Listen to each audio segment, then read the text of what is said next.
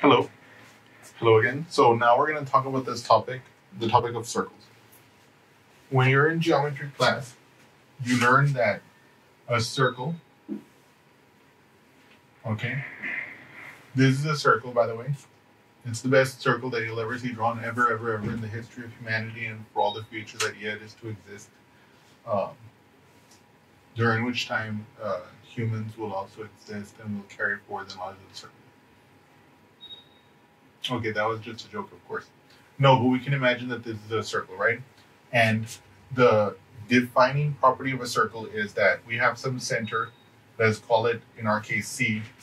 And then for a point, let's say this point D, to be on the circle, it must be the case that the length from C to D is a constant, which we refer to as the radius.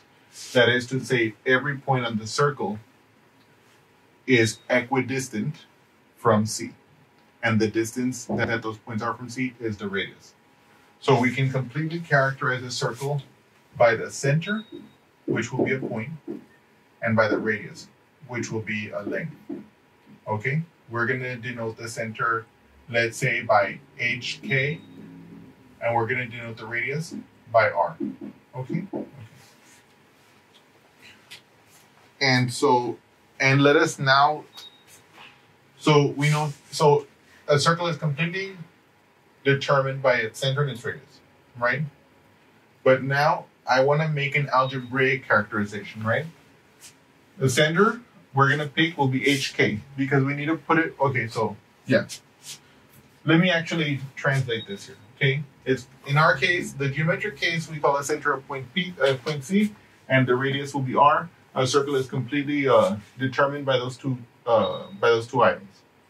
Now, algebraically, okay, I'm going to need to have an XY plane because that's where I'm going to draw all my figures. So now the geometric facts stay the same, but the only difference is that now to indicate a center, we're going to have to make a point. So our circle will still be completely characterized by its center, in our case, let's call it HK, and by its radius, right? Which we're going to denote by R. Okay? And so, of course, R could be small, it could make a small circle, or R could be gigantic like this, right? So let's make this our circle here. Wow, that, I don't think I have seen a more lopsided circle. The center doesn't even look like it's the center, but we're just going to pretend that it's a circle, okay? Okay, but the most important part is that for a point, let's say over here, let's call it XY, to be on this circle, that distance must be exactly the radius, okay? So, given what we just learned, we can easily form a characterization that'll make this the case. So we recall that the distance of the line segment joining the points x1, y1 and x2, y2 is d, where d is equal to the square root of x2 minus x1 squared plus y2 minus y1 squared, okay? So in the same way here, this center point, which is given by hk, and this point xy, we can use our distance formula, and we know the distance is r, we can use that to characterize it as follows. R will equal to the square root, okay? Let us call this point 1, this point, so let us take this, so for our case, let me see here, stand by. Let us call the xy, let us call that our x1 and our y1, and let's call our center, hk, our x2 and our y2, okay? Then, when I plug them into my formula for the distance, I'm going to get x2 minus x1, okay? Or actually, let's do it the other way around, okay? You're going to see why I'm doing it this way in a moment, okay? This will be my x2, y2. No. Yes. And this will be my x1, y1. Okay. So this will be my x2, y2. This will be my x1, y1. So when I do x2 minus x1, I'm going to get x minus h, like this. squared plus my y2 minus y1, which will be y minus k squared. Okay. And so now what I want you to notice about what I just did here is I didn't say anything about xy. Xy can be any point that's on the circle.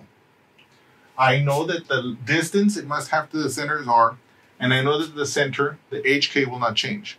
So this completely characterizes the collection of points xy in our Cartesian plane that make this that will be on this circle, because any xy, any point, that is to say any Cartesian pair,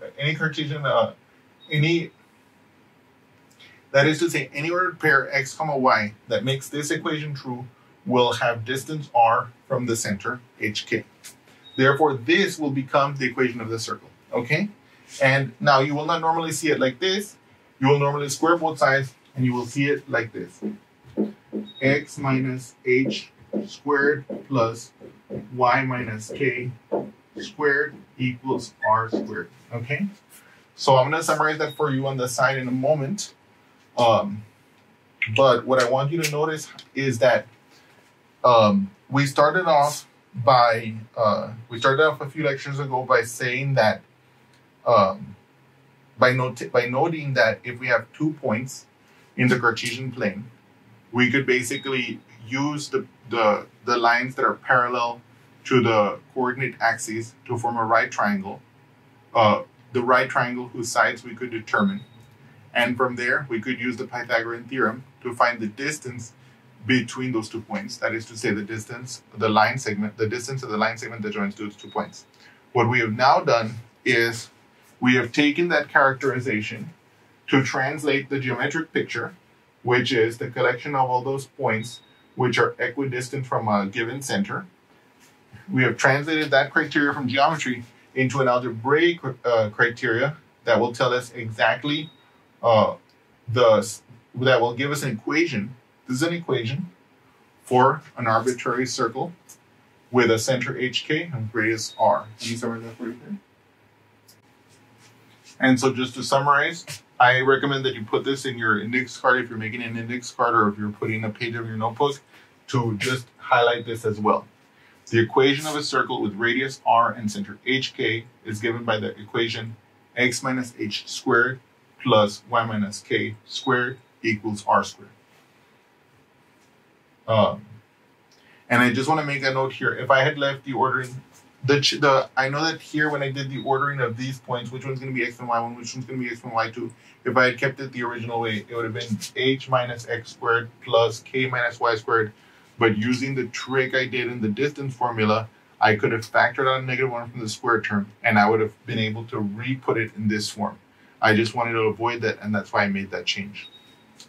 And but there you go. I hope you've all enjoyed this, and we'll continue with more problems. Thank you.